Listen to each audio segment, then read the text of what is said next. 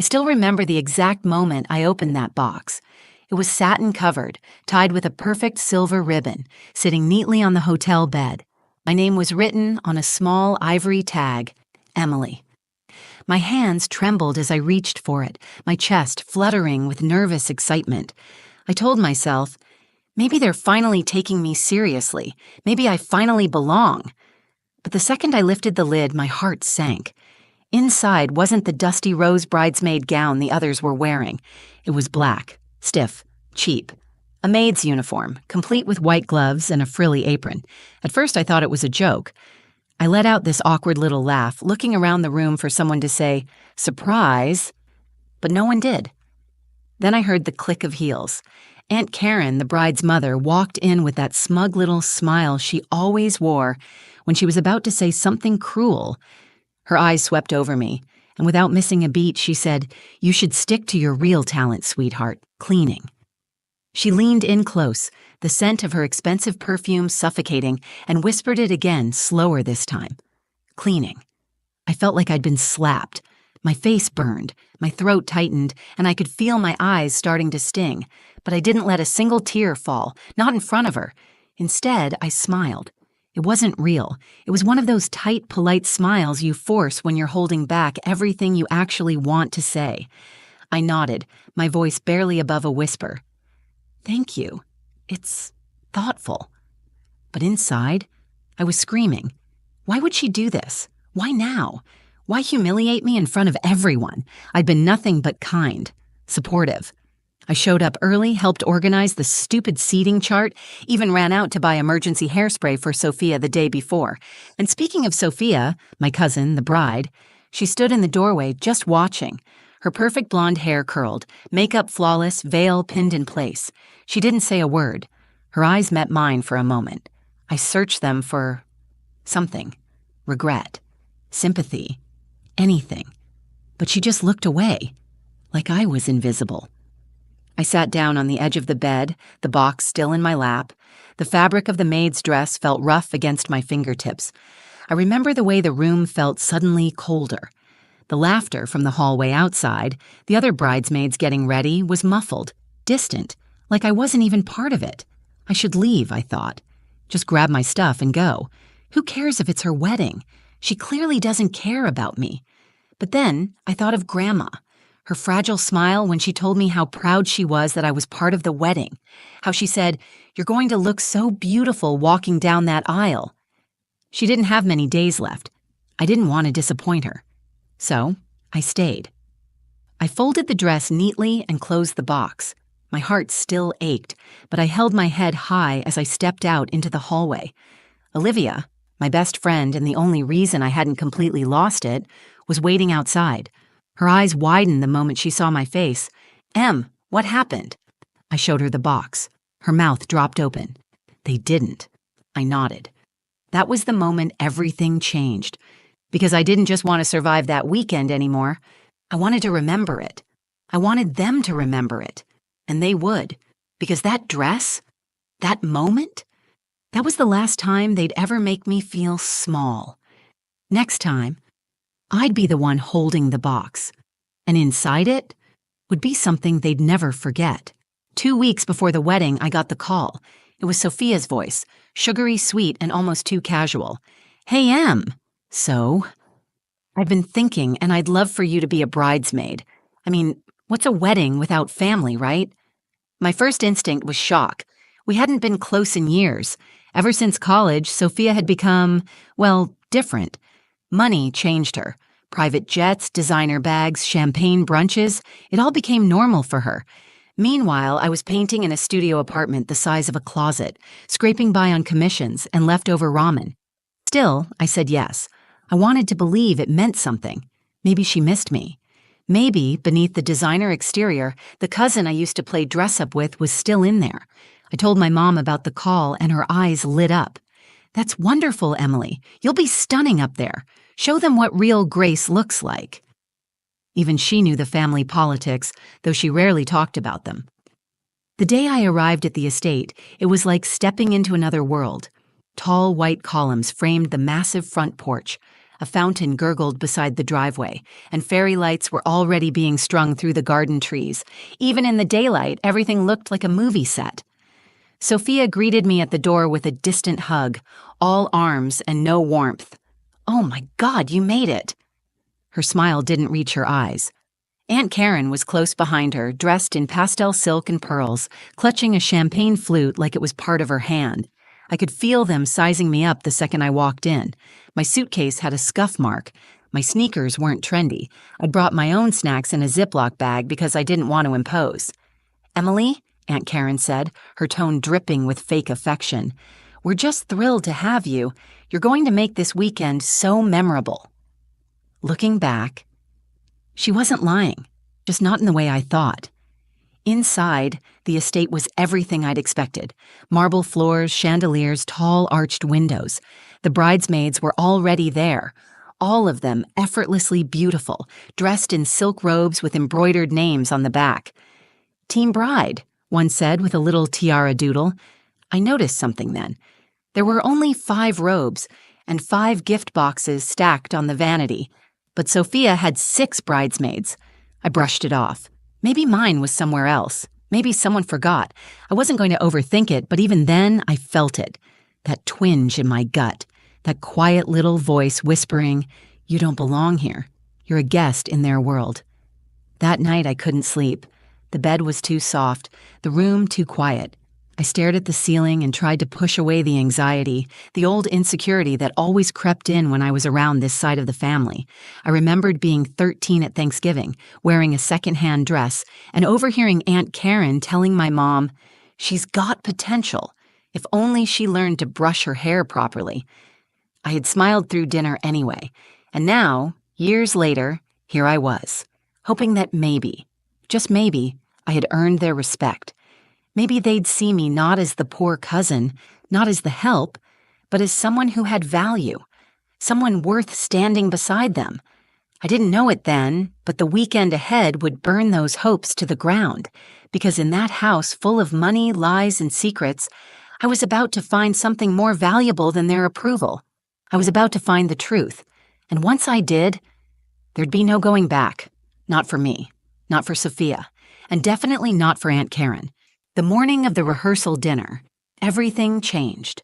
The sun filtered in through sheer white curtains, and for a few brief seconds, I forgot where I was. Then I saw the silk boxes lined up on the vanity, the pastel chaos of curling irons, lipstick, and chaos. And I remembered. Sophia's wedding. A weekend I'd dreamed of feeling included, wanted, even loved.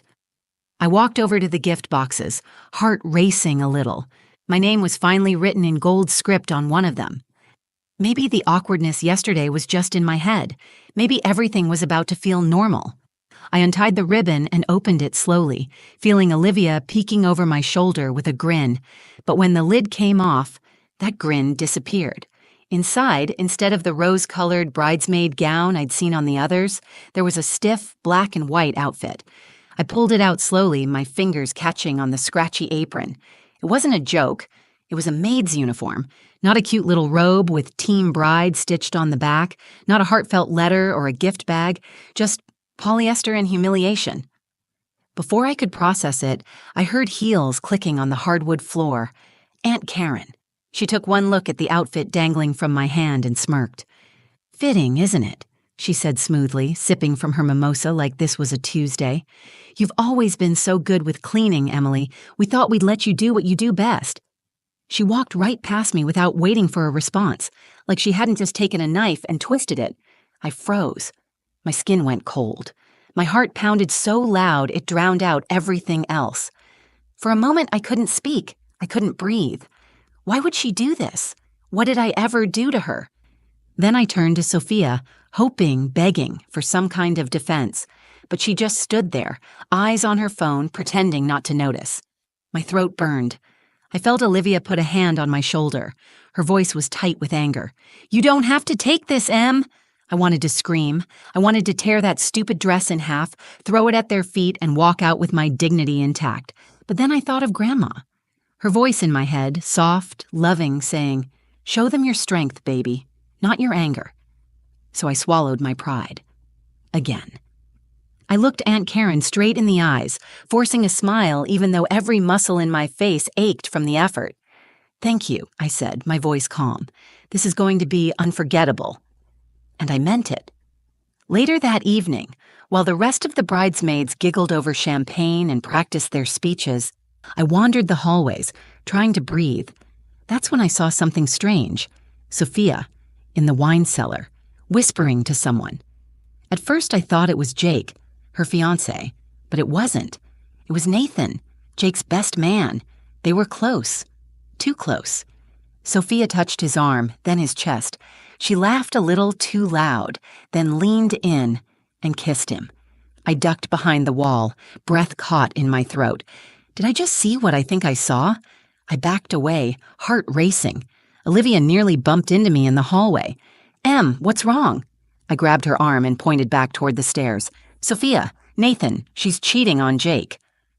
Olivia's eyes widened. "You're sure?" I nodded, still trying to catch my breath. The maid's dress, the humiliation, the silence. Everything suddenly made sense. They thought I was weak, disposable, just the help. But now, I held their biggest secret, and I wasn't going to waste it. That night, I couldn't sleep. I laid in bed, staring at the ceiling, the soft hum of the air conditioner, the only sound in the room. My thoughts raced like a thunderstorm. Flashes of Aunt Karen's smirk, Sophia's silence, and that kiss in the cellar all crackling through my mind. She really did it. She humiliated me. And she's cheating. And no one knew. No one except me and Olivia. I turned to look at her. She'd fallen asleep in the bed across from mine, one arm dangling off the edge, her breathing soft and steady. Earlier, when I told her everything, she didn't say, "Let it go" or "Don't start drama." She looked me dead in the eye and said, "You know what they say about karma? Maybe it just needs a little help." That's when the idea was born. I whispered into the dark, what if we told everyone without ever saying a word? The next morning, over breakfast, I pitched the plan to Olivia. She leaned in closer with every word, eyes sparkling with adrenaline. "So, we put the photo inside the glasses. Not just any glasses," I said. "Color-changing cups, like those ones from childhood that change color with temperature." I had seen them online, cups that reveal hidden messages or images when filled with cold water. Harmless, elegant, but absolutely devastating if used right. We'd take the photo Olivia snapped of Sophia and Nathan in the wine cellar, shrink it, and print dozens of tiny scrolls. We'd slide them into the lining of the cups, the part that changes color. When cold liquid hits it, the scroll inside would be revealed, floating there, crystal clear. No one would see it coming. No dramatic confrontations. No screaming matches. Just slow, painful realization washing over the crowd, one shocked guest at a time. Olivia pulled out her laptop and got to work like a woman on a mission. "We'll need clear inkjet paper, the cups, waterproof scroll wrap, something to chill the drinks." I stared at her, grateful beyond words. "You don't have to do this with me." She shrugged. "Please, I live for chaos. Besides, you deserve a win." We spent that day prepping in secret, ducking in and out of supply stores in town, whispering behind closed doors, avoiding Aunt Karen's icy glares. At one point, Sophia caught me in the hallway and gave a half smile, like nothing had happened. I returned it with a nod. "Smile, sweetheart," I thought. "Tomorrow, everyone sees who you really are." That night, while the rest of the bridal party practiced their choreographed entrance for the reception, Olivia and I assembled everything. Scrolls were sealed. Cups were packed. We froze the drinks just enough to activate the color change at the perfect moment. I kept playing the scene over and over in my head, the guests sipping casually, the sudden pause, the whispers, the gasps, the silence, the scroll floating in the glass like a ghost, haunting, undeniable. I thought about Jake, the groom. He didn't deserve this. He seemed kind, polite, a little clueless maybe, but still. He deserved the truth, and I deserved justice. All my life, I'd been the one people looked over, the poor cousin, the one who didn't belong. Now I had power. Real, tangible, secret power. This wasn't just about the dress anymore. It was about respect, about showing them that kindness isn't weakness, and that just because someone is quiet doesn't mean they're blind. Tomorrow, I'd walk into that wedding as the help, but I'd leave as the storm they never saw coming. The day of the wedding arrived like a fairy tale. The sky was cloudless, the air smelled like blooming gardenias, and every surface of the estate shimmered with polished perfection. Photographers buzzed around, capturing laughter and lace, while classical music drifted from hidden speakers. And I was in the kitchen, holding a tray of drinks. Aunt Karen made sure I wasn't part of the bridal photos. She even snidely remarked, "We'll need someone to handle the serving, right?" While the other bridesmaids giggled, swirling champagne in crystal flutes. I nodded and took the tray. They didn't know what was coming. I walked calmly through the garden, the late afternoon sun casting golden light over the reception tables.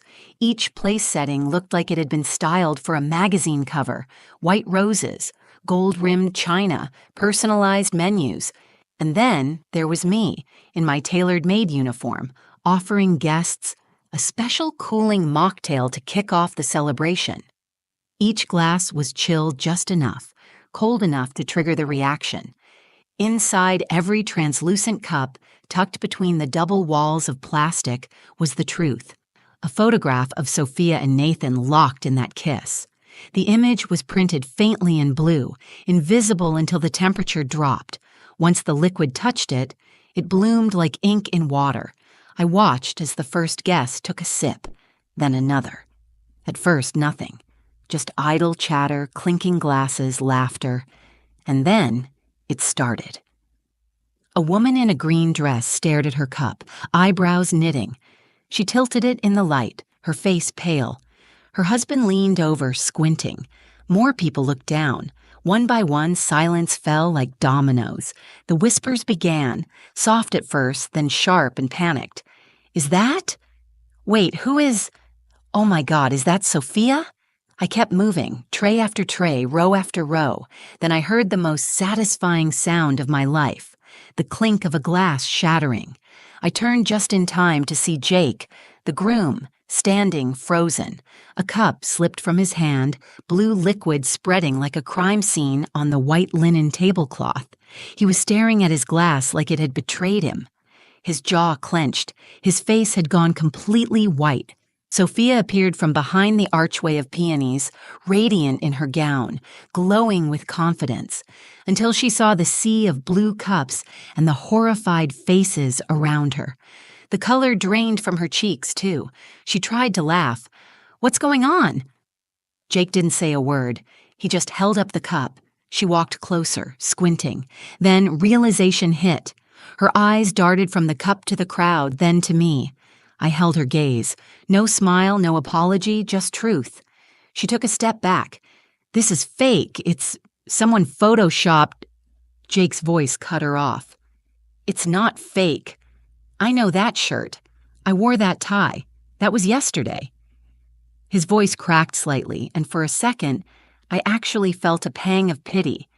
But then I remembered how she stood there, saying nothing while I was humiliated, how she let her mother shame me, how she lied to Jake's face.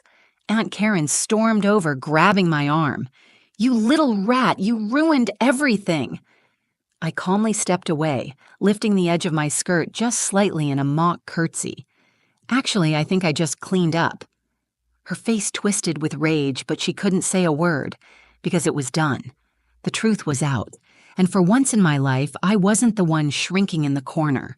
I was the storm in the center of their perfect little day.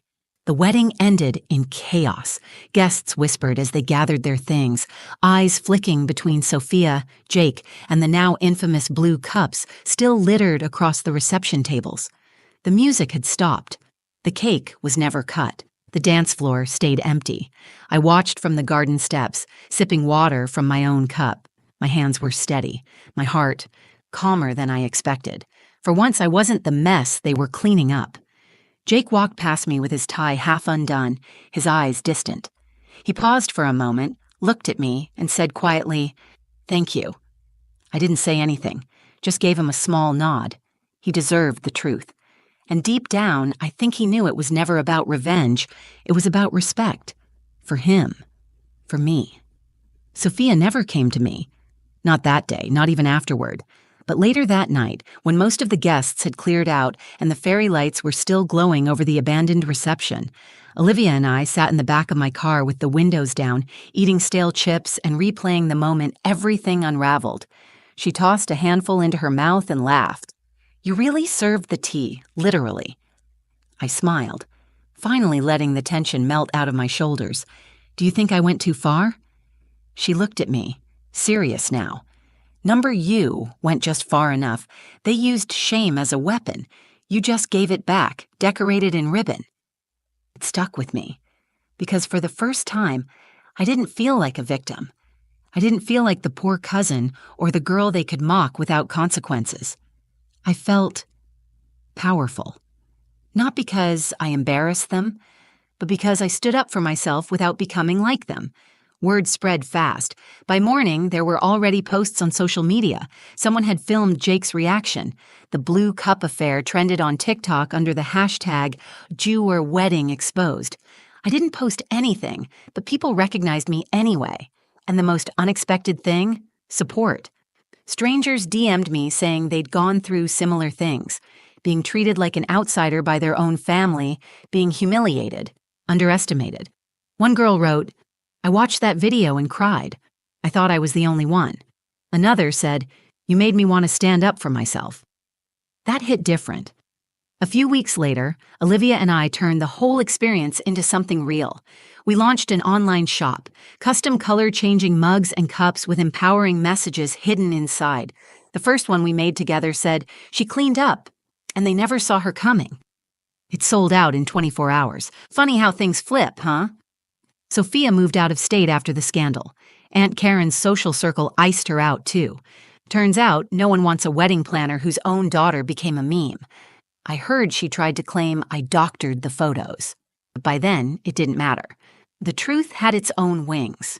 As for me, I moved out of my tiny apartment, got a new studio with sunlight and real plants that didn't die every week. I paint again, not to survive, but to feel. And sometimes, when I get orders from clients who share stories about standing up for themselves, I think about that dress, that moment, that box, and I smile. Because sometimes, the best revenge isn't ruining someone else's day. It's finally stepping into your own. And just like that, the maid became the main character. If you've ever been underestimated, remember, your silence isn't weakness, it's strategy. Thanks for watching. Like if you felt that. Comment your favorite moment. Subscribe if you're done letting people walk all over you.